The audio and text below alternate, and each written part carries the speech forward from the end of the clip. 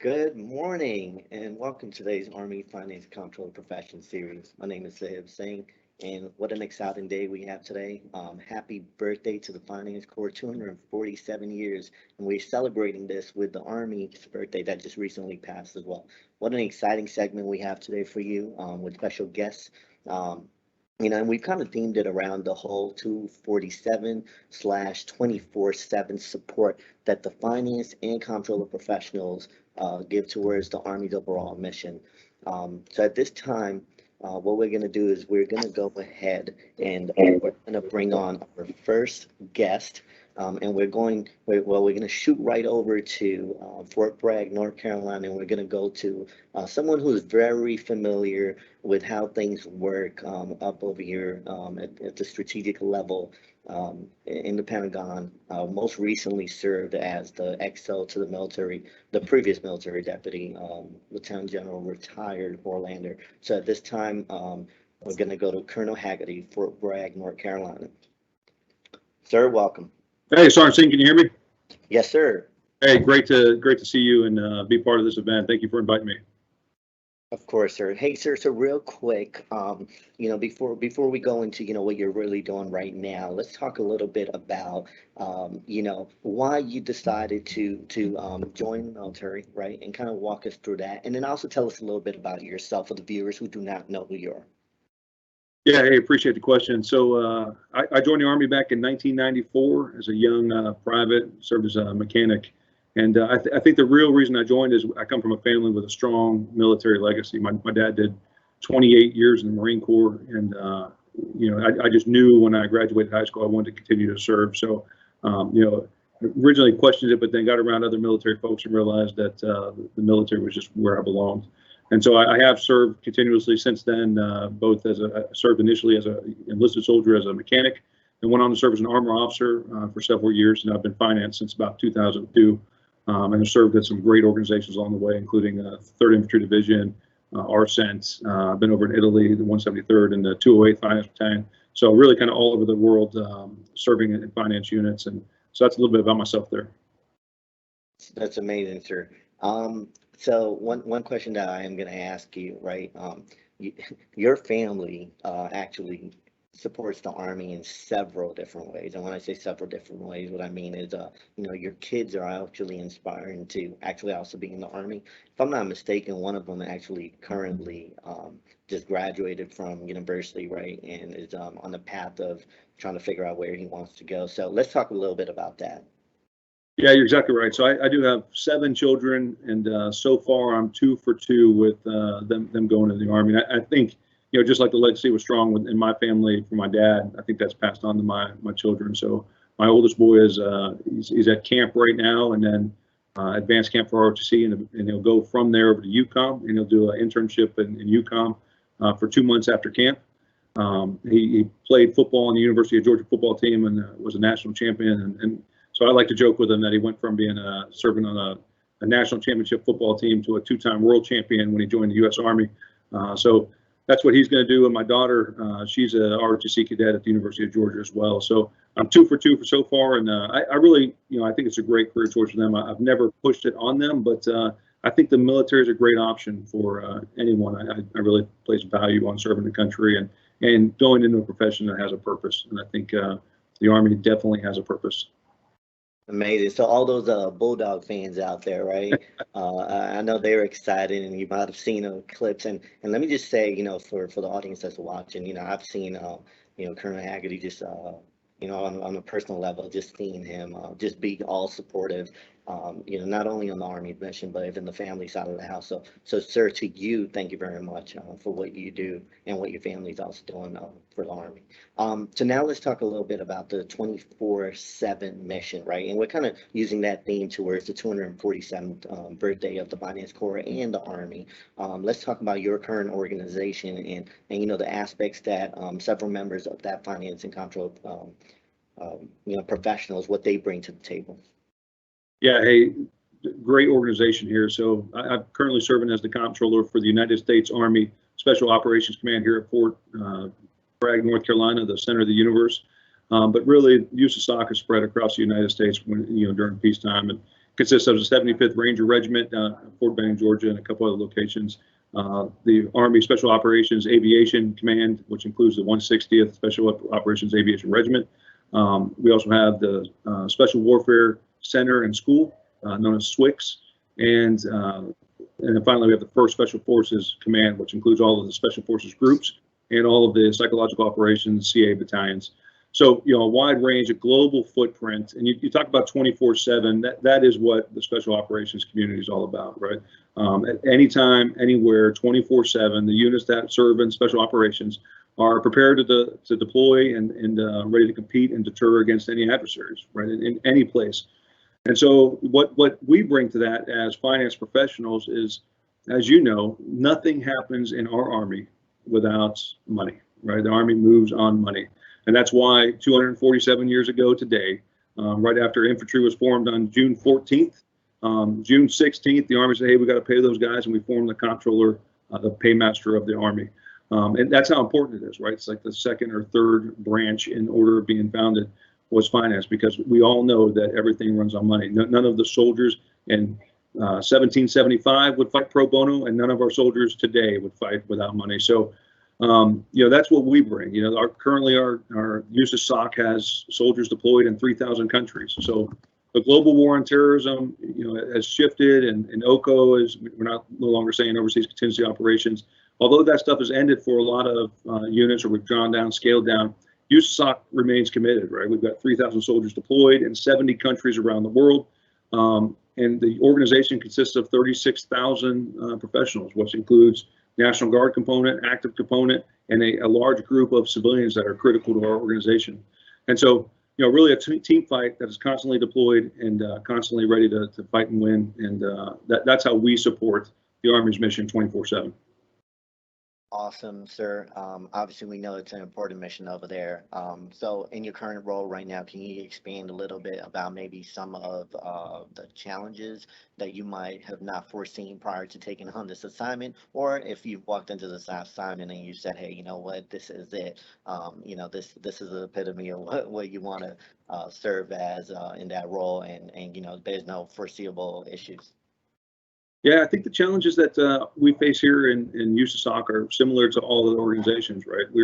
We're trying to, everybody kind of views special operations community as the land of milk and honey in terms of we have unlimited resources, but that's just not true, right? We've got a lot of units spread over a lot of places, and we have finite resources. So just like every other comptroller in the United States Army, it's trying to achieve our commander's priorities and still be good fiscal stewards with money.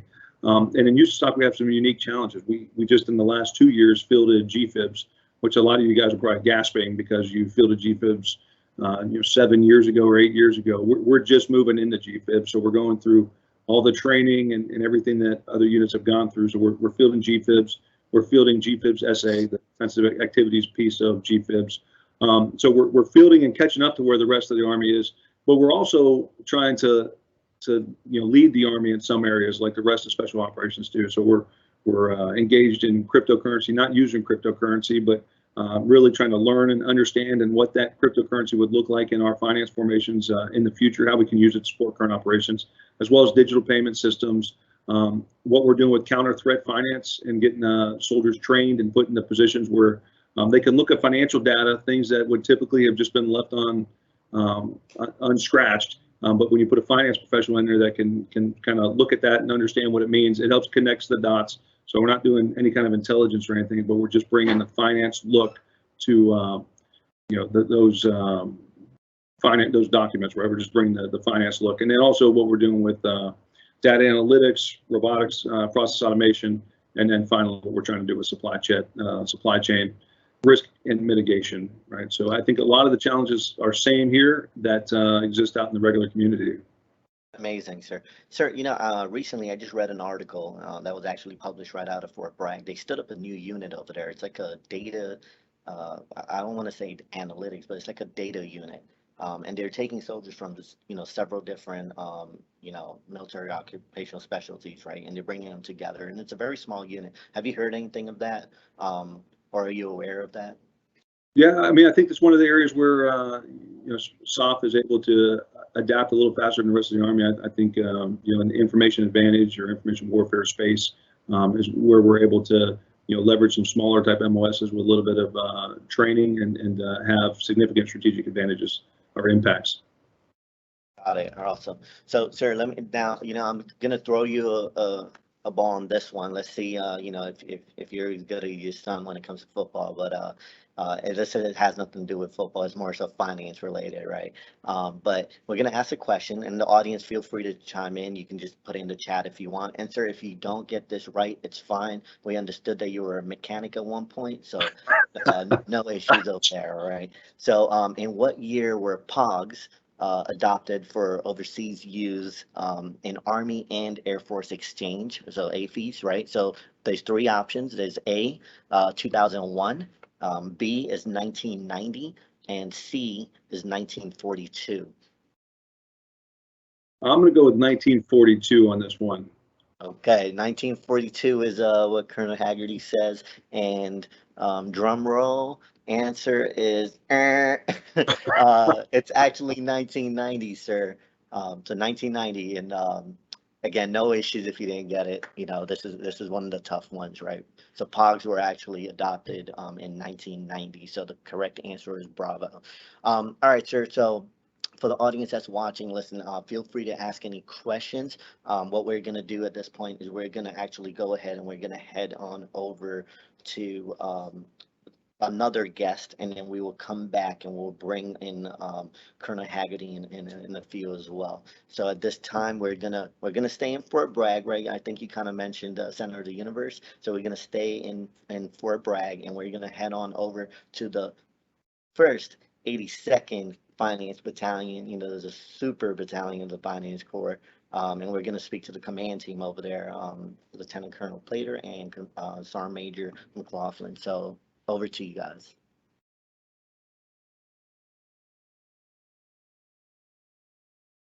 Hey, good morning. Starting seeing everyone. How do you read me? Loud and clear. All right, that's great. Hey, so good morning. I have with me Command Sergeant Major McLaughlin, the battalion Sergeant Major for the 82nd Finance Battalion. And we also have the youngest paratrooper here, PFC Meneses. So we're really glad to be here today and participate in this professional series. That's amazing, sir. Thank you very much, Sergeant Major and PFC Meneses. Thank you for taking time out of y'all's busy schedules to come online today. So, hey, again, sir, there's an 82nd Finance Battalion, first Finance Battalion that was recently reactivated about a year ago now, right? Let's talk about that 24/7 support that the battalion is able to provide to not only the brigade, but the division as a whole. So I would say starting seeing that, as one of the most prolific divisions out there, the 82nd Airborne Division has always had a 24/7 mission, doing things globally in support of freedom. What you see within the 82nd is that you have 3 BCTs, you have a Combat Aviation Brigade, and then the Division Sustainment Brigade. As they operate on operational readiness calendar cycles where you have BCTs that are in line just in case something happens off. So short notice deployment, they're the immediate response force, and they're going right out of the door. And then you have the other 2 that are kind of in reserve, and one is kind of reconstituting and organizing as they're preparing to assume different phases in those cycles. The 82nd Finance Battalion provide support in each of those 3 cycles. So in IRF1, if something was to happen right now, we have a dedicated team that is set up to not only provide support at the SRC site, but also to provide dispersing support to help them out the window and to give them additional capabilities as they go forward. That's amazing, sir. So, sir, can you elaborate a little bit on maybe some of the other, missions or support that the battalion has been able to provide? Or Sergeant Major, you can chime in on that.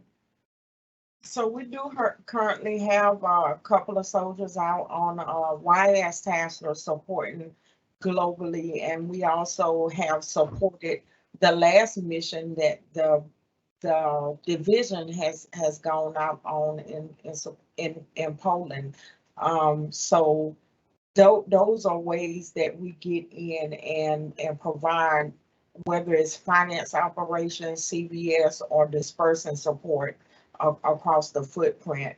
We do other things here on the installation. We do provide some of that support to Colonel Haggerty's team as they're going out on their missions as well. We're always on call, as Colonel Plater said. Anyone moving, we have teams ready and set up to support those teams 24/7. That's amazing, Sergeant Major. Thank you for that. So, for all those service members that are, not in CONUS right now and are outside of the country, we do hope that they are in safe hands as well. So let's talk the battalion. Just yesterday, actually, the 106 Finance Battalion was activated in Germany. So congratulations to the 106 Finance Battalion team, Lieutenant Colonel Eckler and Sergeant Major Hill actually took command over there. So what would be maybe some advice that you could give them, just as they stand up and they take on that mission over there? So really great question. But before I delve into that, I do want to say congratulations to Lieutenant Colonel Eckler and Command Sergeant Major Hill as they take the next Finance Battalion and continue to advance and blaze a path as Finance Corps continues to evolve going forward.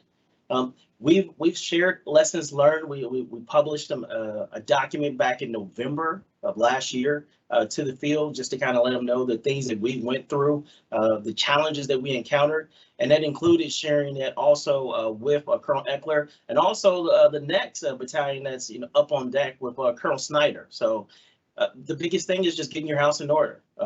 Lieutenant General retired Horlander told me that if you can come into this organization and you're one that can build the framework and the structure, put in good systems and processes, modifying them with SOPs, then you can make this thing happen. And so they take the time to get their people in order, put their personnel in place, do a proper assessment, look at their strengths and weaknesses, and then be able to articulate their capabilities within that organization. I think they'll do great. Awesome, sir. For USAFMCOM, do you want to add something as well for your battle buddy that's over there that's going to take the reins as the Command Sergeant Major? No, I offered Command Sergeant Major Hill some of the same advice a couple of months ago on a MS Teams meeting that we set up to talk with each other. I gave him those lessons learned, and I reiterated some of those things and gave him some pointers on what I did to assist with some of the gaps that we may have had in personnel during the transition and what have you. So I think he's squared away on that, and he's going to go over there, and he's over there, and that he's going to do great things for that battalion. That's amazing. Thank you very much. We are such a small community, right? They famously, we always say 1% of the Army and stuff, but we're that point something of that 1%, right? Very small. So it's great to see that there's a lot of collaboration that's going together in order to make this overall thing successful. So for the 82nd Finance Battalion, I'm also going to have to ask you a question. So put on your thinking smart caps on, right? So throw you an easy one. On what date was the Finance Corps designated as a branch of service? Again, there's 3 answers. A, 24th August 1912, B, 28 June 1950, or C, 3 August 1990? I'm gonna phone a friend here and let CSM answer that question for us. That's a good way to do it. I see what you did over there, sir. I'm gonna go with B, Sergeant Singh.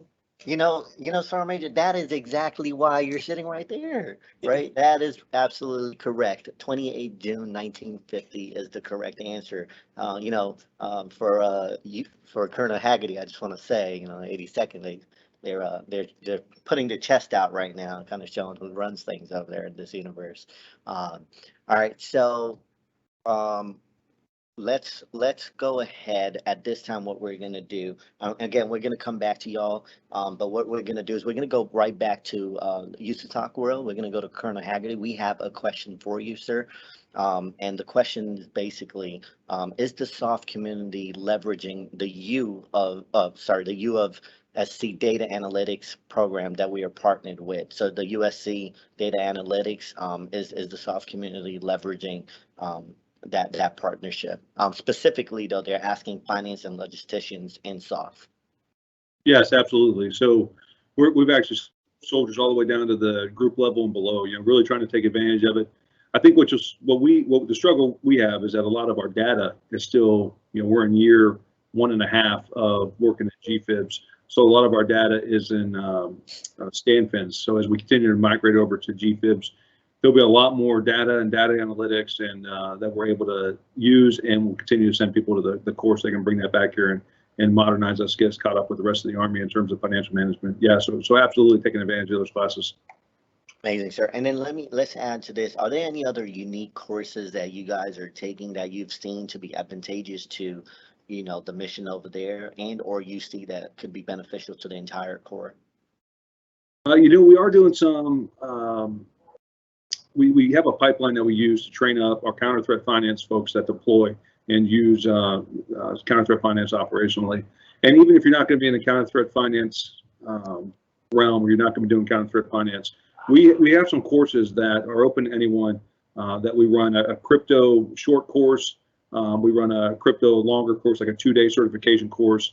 I think it's important, regardless of whether you come to SOF, the future, the financial world is changing around us, right? The president just had his executive order. He's ordered executive agencies to look into using crypto, the use of crypto, a national CBDC, or centrally banked cryptocurrency. So it's coming. And so as a finance professional, wherever you're out there, you may get the question from your senior leaders about crypto and what tools we have in our kit bag to support operations in places where the US dollar may not be the king anymore.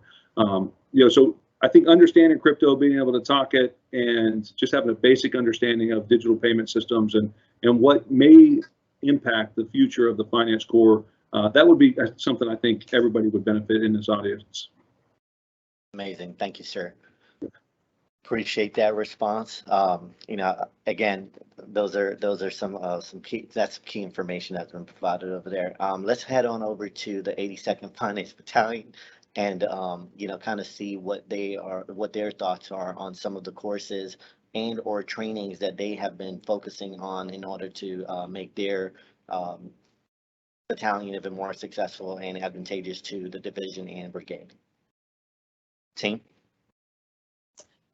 Yes, good rundown by Colonel Haggerty. We have actually been sending personnel over to also participate as you look at counter threat finance and how it's going to be embedded into finance and comptrollership, and as it continues to evolve as a skill set, not just on the RM side, but also on the finance operations side. We've sent personnel to the Econ for Defense course, which has been outstanding. We've also had some of our LTs work with Colonel Brian Smith, and they start learning how to do that fiscal preparation of the environment. So just doing that additional analysis of what's going on in a particular country from an economic standpoint, the banking standpoint, are they subject, to some of those third-party actors that are out there infiltrating their market? And so it's been really good. We've been working toward it. And I think it's definitely going to be one of those soon to be skill sets that's I think is under dispersing, and it will continue to move forward. Sorry, Major, did you have anything? No, we've also gotten some counter threat finance training from Colonel Smith as well, and the soldiers were very intrigued about the cryptocurrency piece of that. So we've had our introduction, and we have every intent to continue on our path to learning, and USASOC has been phenomenal with offering us those opportunities. So and some of the other things that we're doing to provide support in preparation for upcoming real world missions. We're getting ready to do our first joint mission readiness exercise with the FIS.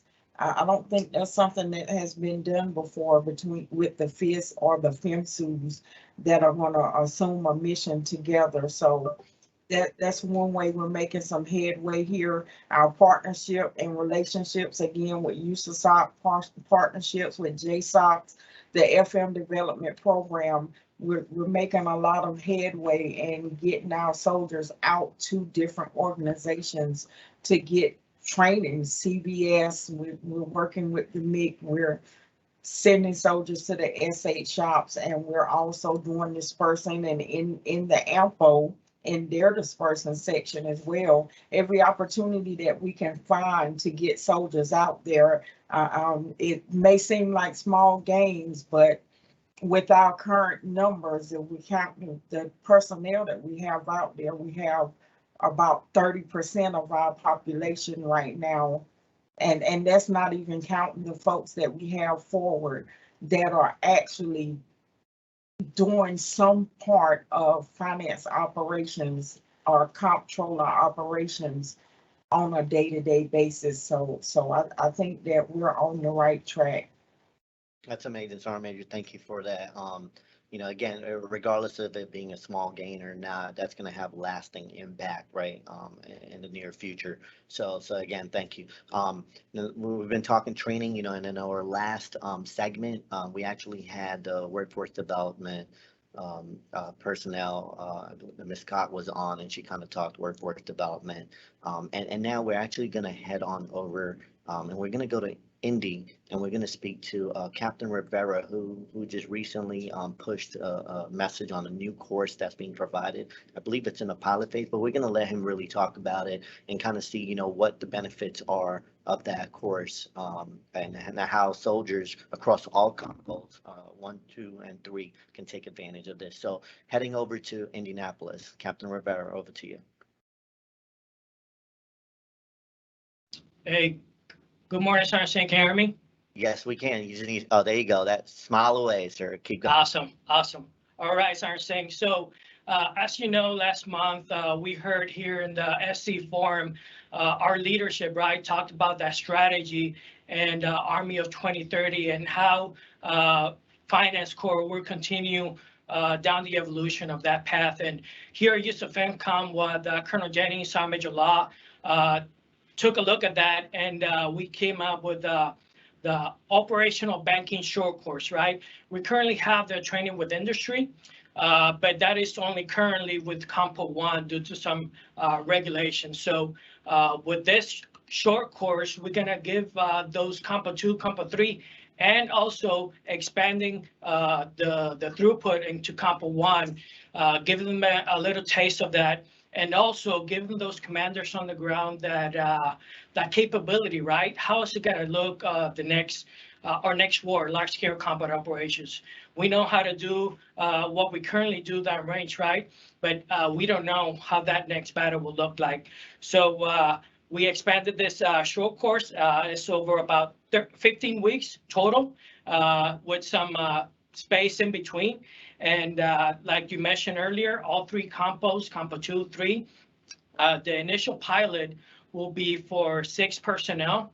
That way we can gather the feedback and see where we need to adjust.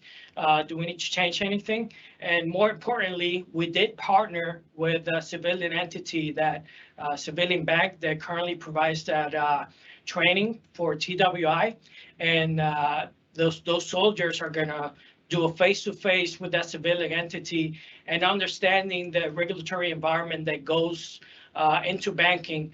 That way, when those finance and comptroller leaders go downrange, right, and they meet face-to-face with that foreign financial institutions, they can talk the talk and they can walk the walk and provide the necessary capability and capacity needed for our next war and large-scale combat operations.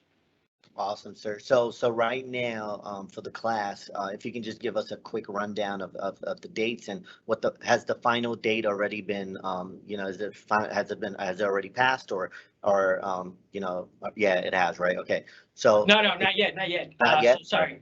Great question. So we are currently still accepting applications all the way through the 24th of this month, right?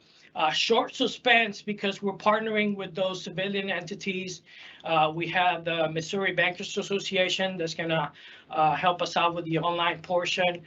So short suspense for this one, but hopefully as we obtain that feedback from the participants, we provide a little bit more heads up. So applications are going to be accepted until 24th of June, and the online portion, right, will start 5 July with the first course that will go on for 4 weeks. Soldiers will stay at their duty location doing this course.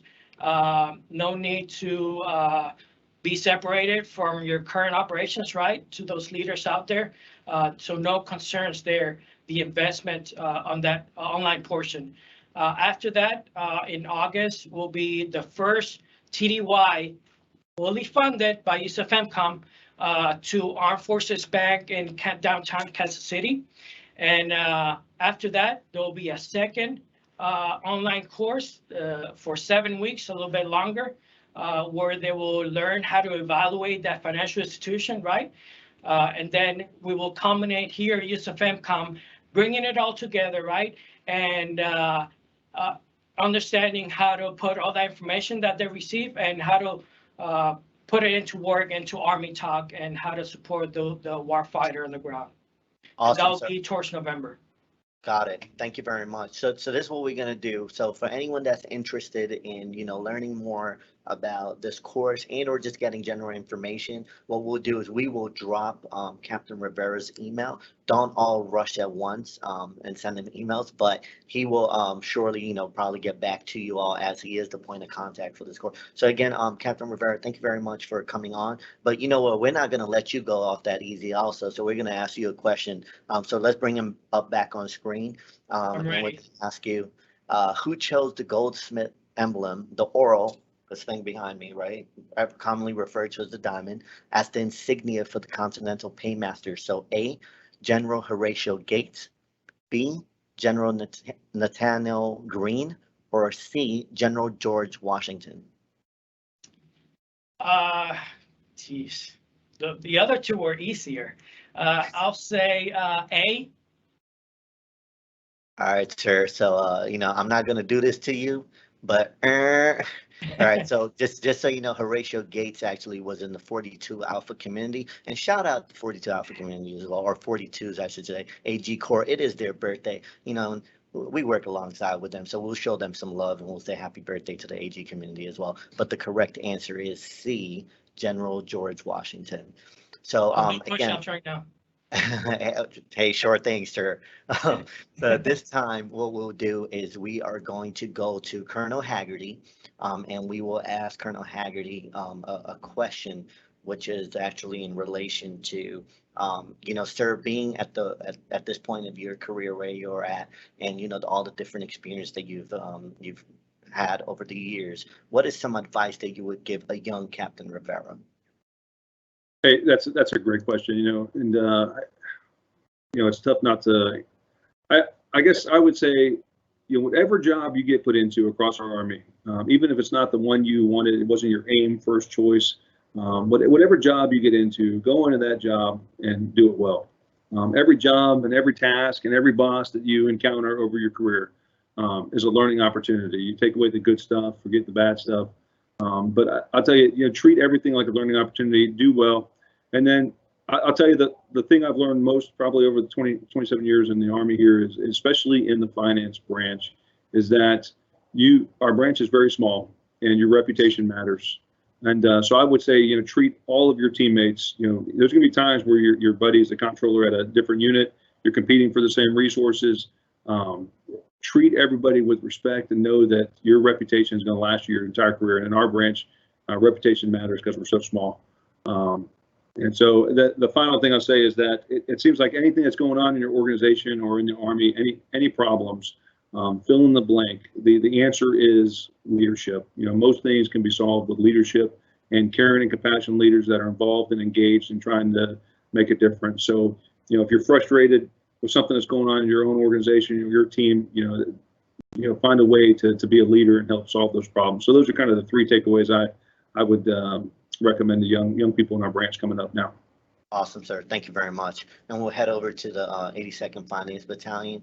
And we're going to ask, Lieutenant Colonel Blader, actually, the same question, but yours not so much more so for Captain Rivera, but for those young captains that are serving under you right now, sir, what's that advice that you give them when you sit down with them, and you give them that leadership mentorship as you speak? So we generally talk about two things. The first one is, regardless of how things are going to play out in your career, just try to be as well balanced as possible between resource management and finance operations. You just never know how things will turn out. You may one day be a battalion commander, and so you want to ensure that you are learning all the aspects of finance and comptrollership. And then number two, kind of like the 10-meter target as far as their time here, we talk about their development and moving them around into different positions. So of course you got the company XO, you got staff positions, we can put them in dispersing, and then we can open up to some of those opportunities that Sergeant Major spoke of earlier, where it's YAS, some of our agreements with JSOC and USASOC and the FM development program to aid their development to help them on the way. Completely concur with Colonel Haggerty in saying, regardless of whatever job that you get, it may not be the one that you wanted, it may not be where you want it to go, but if you go there and you put forth your best effort and every day, come to work, put your boots on and go after it, then you will be successful. Awesome, sir. I know, during the time that I was able to serve with you, we have a lot of candid conversations, and you kind of always had that mindset of, whatever job it is, just kind of take that on and kind of move forward with it and give it your all. So at this time, I do want to ask Sergeant Meteor if she can kind of allude to, what kind of advice and mentorship she's giving to the young NCOs that are upcoming, and or those Sergeant First Class and Master Sergeants as well that are looking to, get to where you're at, Sergeant Major. All right, so I'm saying, yeah, it's pretty much more of the same. I preach for them to take care of their people as well as themselves. That means to stay aware around the soldier, physical fitness, tactical and technical proficiency, understanding and getting to know their soldiers, promoting the esprit de corps within the organization, setting high standards and adhering to those standards themselves, and also ensuring that those soldiers adhere to those standards. I think something was mentioned to me yesterday about excellence is the standard. And as I thought about that's how do we achieve excellence? Excellence is being real good at something, right?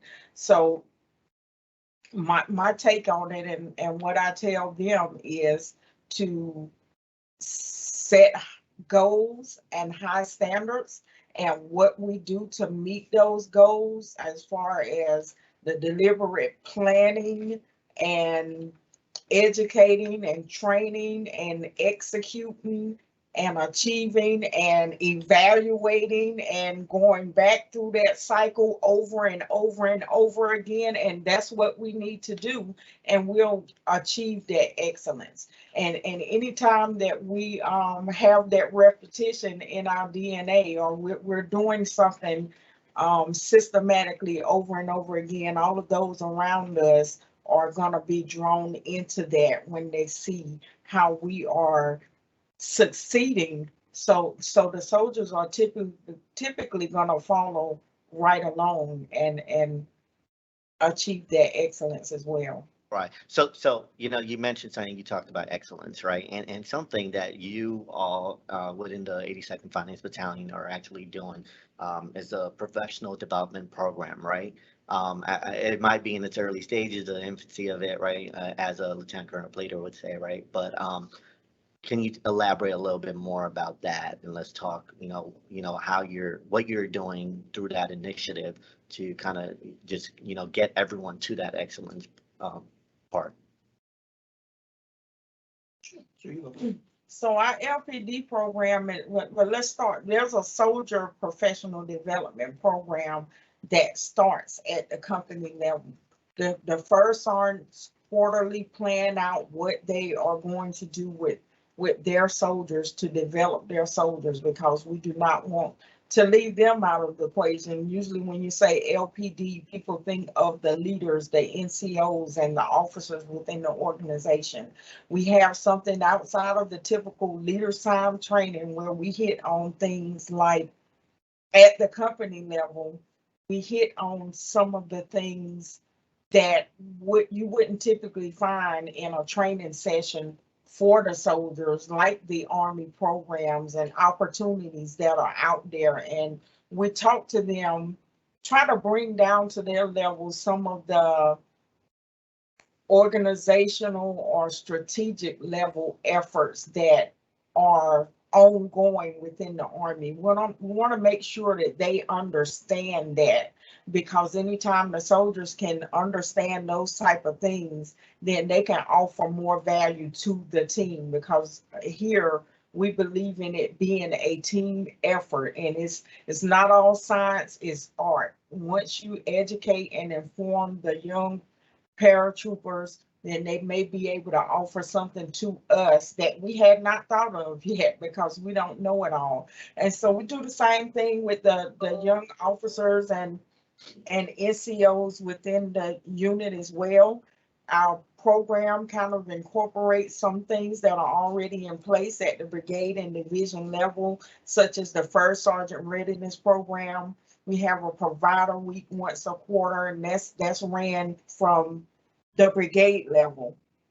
But everything we do, even though it's already established, it ties into it. It ties into the effort that we're getting after those LOEs. So we do community service, we do team building exercises. Colonel Plater has harped on the AIM cycles and FM 6-0 with the officers. We've done a lot of well, we're working our way up with the MD-MP process as well, both on the enlisted and the officer side, and combining that stuff with the staff. Probably leaving some things out from the plate if you want to chime in. Sure, absolutely. So what we noticed when we got here and we looked at the formation and how our staff was set up in the structure is that there were some professional development series that we needed to implement to touch on the nuances associated with this organization. And so when she starts talking about the MDMP, because we have a junior staff. When we look at FM, 6-0, because we have a junior staff, we want them to understand the staff functions. But then we have some of those that are more embedded in the technical aspect. So for instance, for the lieutenants, we have what's called Diamond in the Rough, where we do sit down and we talk about a whole bunch of different topics. We do talk about AIM. We talk about how to properly, write NCOERs and OERs. We talk about developing your 5-year plan. All these things with the intent of having the vision of developing well-rounded finance and comptroller professionals. And so with everything that she's brought to the table and the few little ideas that I can put in, she makes me look good. I think we've put together a very sound system to help, each of our soldiers all the way down to the lowest level, continue to develop and achieve.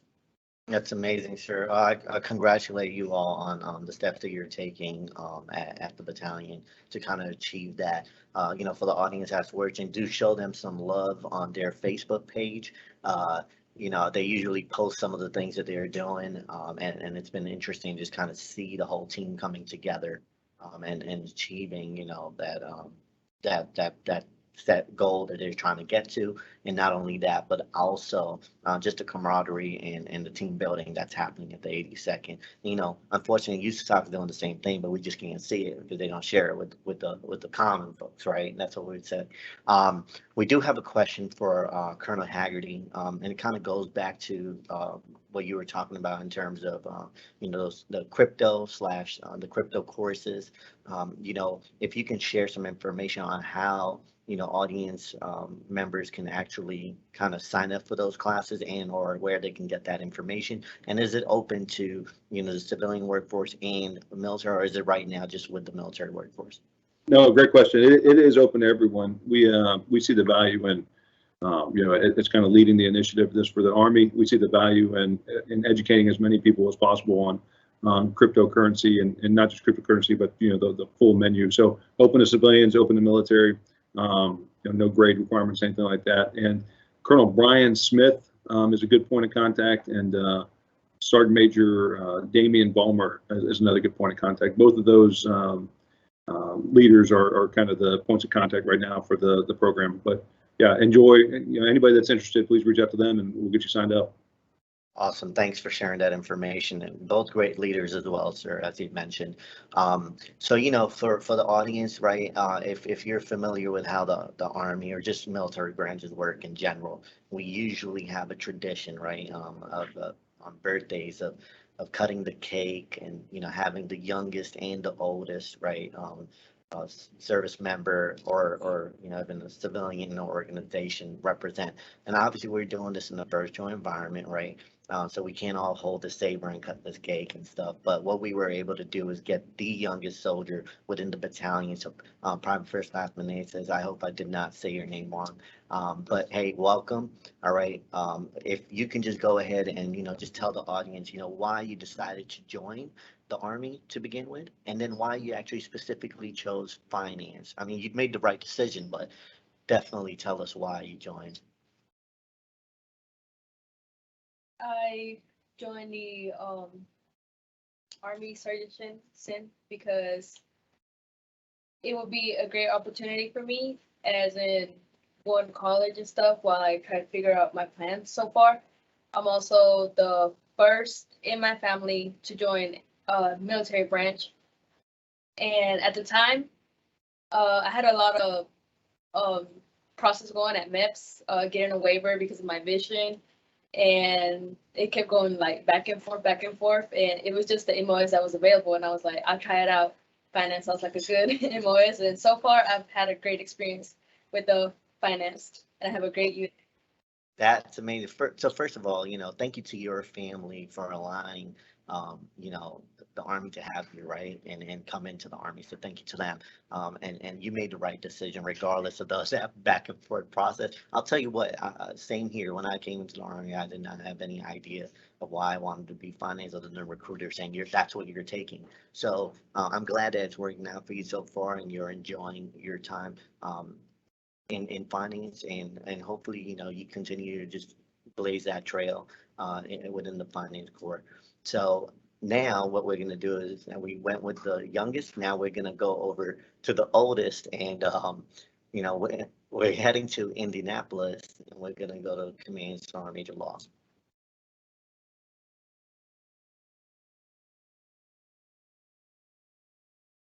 You got to smile, Sergeant Major. Oh, my bad. How's everything going over there in Indy today? No, it's great. Hey, I appreciate what everyone's doing. So I hope all is well on your end. Right, of course. So, Sergeant Major, let's talk about why you specifically joined. And I mean, I kind of know that story because we've had that one-on-one person discussion while you were, you know, giving some leadership slash mentorship, right? But let's talk to the audience and tell us, you know, exactly why you joined, and you know, and then why you also chose finance to continue on, and over the 30 years, what's been going on. Well, so, you know, prior to me joining, I actually went to college, and I have a degree in accounting. And so when I graduated, I worked in accounting for about 4 years But what I realized is that I didn't enjoy accounting very much, right? I didn't want to be locked in a room crunching numbers. I wanted to be able to interact with people somewhat. So as luck would have it, I ran into a recruiter named Manuel Ocasio, summer first class, that talked to me about the Army. And I said, wow, I never thought about it, but I think I'll look into it a little bit more. And then as we started talking, I said, I think that's going to be something for me. And having an accounting background, I joined as a 73 Delta at that time. And I thought I would be doing some great accounting for the Army, but I never really did 73 Delta work in accounting. It is more on the military pay side of the house. And I got to tell you, looking back, I'm almost 30 years in, and it's been just a super experience. I can't imagine my life without the Army and finance. And just to add to this, I actually went to MEPS 3 times just to make sure I got finance. The first 2 times they wanted me to do some other things, and I said, not no, but no in so many terms. And it took 3 tries to get finance, but I stood my ground, and I couldn't imagine being any other MOS besides finance. It's been a great ride. That's amazing, Sergeant Major. So, Sergeant Major, we've been hitting everyone with some trivia, right? And right now, the 82nd Finance Battalion is leading the way with the correct answers. So let's see if you get one of these questions right. So, and maybe I'm gonna give you a soft one right here because this is related to DFAS, and you're right there. So let's see. So when was DFAS established? 26 November 1990. That's A. B is 7 May 1987, or C 28 June 1950. Come on now, we got to show Sergeant Major. I want to see his facial reactions and stuff. Wow. I'm gonna go with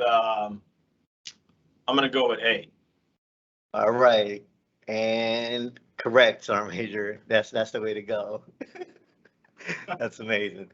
All right, so now that there's a tie, we'll try and figure something out to see who really wins this. But at this time, what we'll do is we're gonna go ahead and we're gonna go ahead and cut this amazing cake that you have in front of you. And although we will not be able to eat this cake virtually, I think we'll be able to just see it and enjoy it from our side.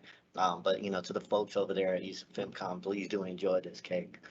So let's go to back to Indy again. All right, so on 1, 2, 3, everyone get ready to say happy birthday, Finance. So 1, 2, 3. Happy birthday, Finance. Birthday, Finance. That's amazing, sir. Sergeant Majors, everyone, thank you very much, and thank you for coming on. All right, so now we're gonna go back to the 82nd, and we will see if there's anything else you would like to share at the very end as we're coming to the end of this segment. So to the 82nd Finance Battalion, any last words or comments that you would like for the field? I appreciate you inviting us on, Sergeant Singh. It's been amazing watching you get our story out there and network us so that we can share with each other for this time that you've been doing it. Just thanks a lot. I echo her comments completely. We work together. You've been doing a fantastic job with the web series, and so happy birthday to the Finance Corps. Diamond in the sky, finance first. Awesome. Pearson, is anything that you would like to share with the young soldiers out there? Encourage them to come on the series and stuff.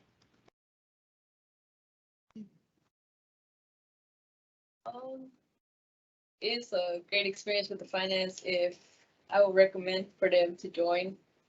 Awesome. Yes. Well, I appreciate that. Thank you very much. And now we're gonna head over to USASOC, and we're gonna go to Colonel Haggerty. Hey, Sergeant Singh, just 3 quick things.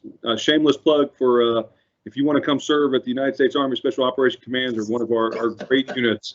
Hey, we are always looking for good people, and if you're concerned about the physical fitness or the challenge of getting selected and assessed. I'll tell you that, you have to be physically fit. But what we're looking for, what the community seems to be looking for the most are, competent people that are a good fit and could be good teammates. So if you think that applies to you, please reach out to myself or Sergeant Major Damian Vollmer. We'd love to have you part of the USASOC team. We do think it's one of the best unit in the United States Army. But hey, number two, Sergeant Singh, hey, thanks for putting this together. I saw firsthand this time how much effort goes into the pre-coordination, the rehearsals, and all the things that you do behind the scenes. So on behalf of everybody out there, I just want to say thank you for what you do to help bring professional development and bring this community together every single month. And then finally, happy birthday to the Finance Corps. 247 years going strong. Well, thank you very much, sir. Appreciate those comments. To the 82nd Finance Battalion, appreciate those comments. One thing I will say to the audience, this is not only me. There's a team of highly proficient civilians and NCOs as well that work behind the scenes to kind of put all this together. To the ASAFMC crew, Emily O'Neill, shout out to her. We get support from USAFMCOM, Mark Orders, thank you very much. Sergeant First Class Maniz, I should say, is actually behind the scenes as well now with an ASAFMC, and he does some coordination over there. So again, thank you very much. And then obviously overall, just the ASAFMC leadership, the USAFMCOM leadership, and the Finance and Comptroller Schoolhouse leadership as well. To the audience members, I saw a couple of questions that came up in regards to, the courses and how to get that information. We will push that information out for the references for the crypto courses and or the county direct finance courses. So we will push the information out. For the banking course, we will push the email out as well.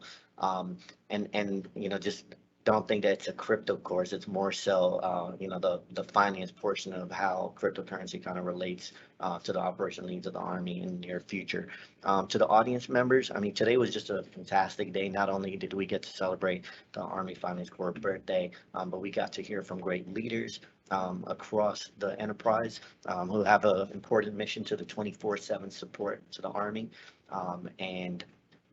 As well as, this segment actually went really, we had over 1,000 people that tuned in live at one time to kind of enjoy this. Sergeant Major Law and the USAFMCOM team, thank you very much for coming on and, cutting that cake, and doing this virtual environment. So again, thank you very much. We will see you next month with another segment. And again, thank you for the continued support. These recorded videos will be published on the ASAFMNC YouTube channel. So don't forget to hit like and subscribe and share. And for those asking for the CET, you just have to use your memo and have your supervisor sign it, and you will get your CET credit. And previous videos are also eligible for credit, so your supervisor just needs to sign those. So once again, happy birthday, Finance Corps. Thank you very much for your support, to support and serve. Have a good day.